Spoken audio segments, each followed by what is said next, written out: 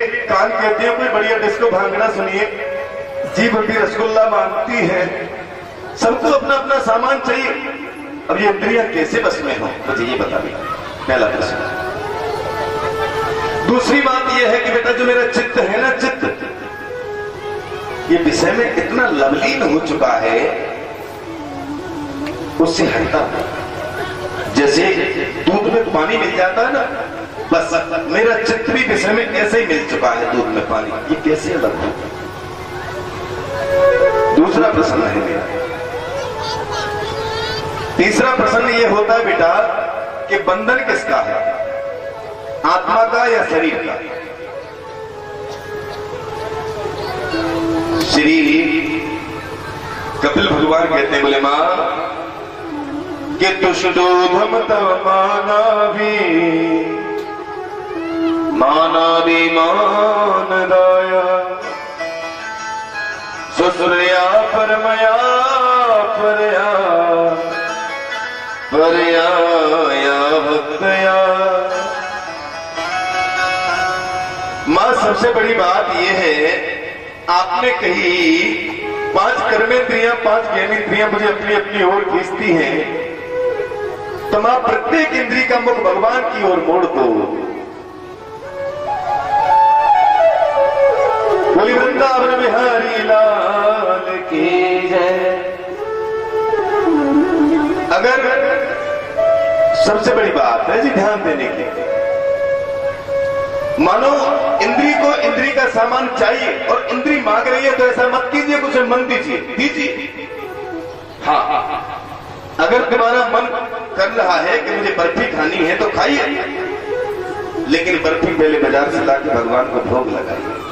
हाँ, जब भोग लग गया तो वो प्रसाद बन गया, वो विकृति नहीं करेगा पेट में जाने के बाद। हाँ, इसीलिए आंखों से भी कुछ देखना है तो आंखों को भगवान का दर्शन कराइए, कानों से सुनना है तो भगवान का कीर्तन कराइए। प्रत्येक इंद्री का मुख भगवान की ओर मोड़ दो, इंद्रियां बस में हो जाएंगी। दूसरी बात कही मां तुमने कि बंधन किसका होता है, आत्मा का शरीर का? तो मां बंधन केवल शरीर का होता है, आत्मा का कोई बंधन नहीं होता। जब मृत्यु होती है उससे पहले आप कमरे में ले जाकर के 7 कोठरी भीतर शरीर को बंद कर देना, पशु को खूंटे से बांध देना, वो बना रहेगा लेकिन प्राण निकल के चला जाएगा। तो बंधन केवल शरीर का है, आत्मा के ऊपर किसी का कोई बंधन नहीं है। तीसरी बात कही कि चित्त जो विषय में लवलीन हो चुका है, ये कैसे हटे, इसका भी बड़ा प्रमाण है। एक बार हंस का अवतार हुआ था ब्रह्मा जी से।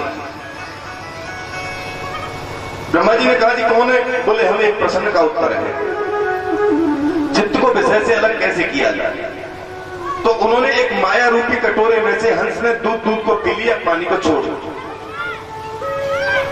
और काई रूपी तालाब में से तैर के निकल गए। काई रूपी तालाब में से हंस भगवान ने कहा कि जब व्यक्ति अच्छे अच्छे को ग्रहण करेगा, बुरे बुरे को यही छोड़ देगा, तो उस बहुरूपी सागर में से ऐसे निकल जाएगा जैसे हंस निकल जाता है, उसके ऊपर काई का कोई दाग नहीं आता।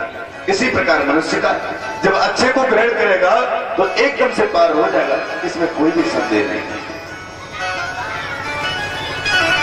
मां हमें जीवन में कोई भी ऐसा काम नहीं करना चाहिए कि गर्भ में आना पड़े। हाँ, क्यों बेटा गर्भ में आने के बाद क्या होता है? बोले मां बहुत कष्ट होता है। जब व्यक्ति गर्भ में आता है तो 4 महीने का होते होते उसके अंदर प्राण आ जाते हैं। हाँ, मां चटपटी वस्तु का सेवन करती है तो उसको मिर्ची लगती है, 1 लोटा पानी में तो प्रलय आ जाती है। हे भगवान तू मुझे इस नरक से बाहर निकाल, और निकलने के बाद मैं तेरा ही नाम जपूंगा। हाँ, गर्भ से बाहर आया, भूल गया, हुआ सो। हाँ, मैया बोली कम से कम सुख तो मिलेगा, आया निकल तो आया। मैया यहां भी सुख का है। हाँ, हम तो यहाँ सुख को एक दूसरे के ऊपर ढकेलते जा रहे हैं, बच्चे को खटमल काट रहे। दुखी मां सोच रही है शायद भूखा होगा, लेकिन वो कमाल में खटमल ने काट दिया। यहाँ सुख नहीं है। संसार में सुख को हम एक दूसरे के ऊपर ढकेलते जा रहे हैं। कि तीन कहे धनवान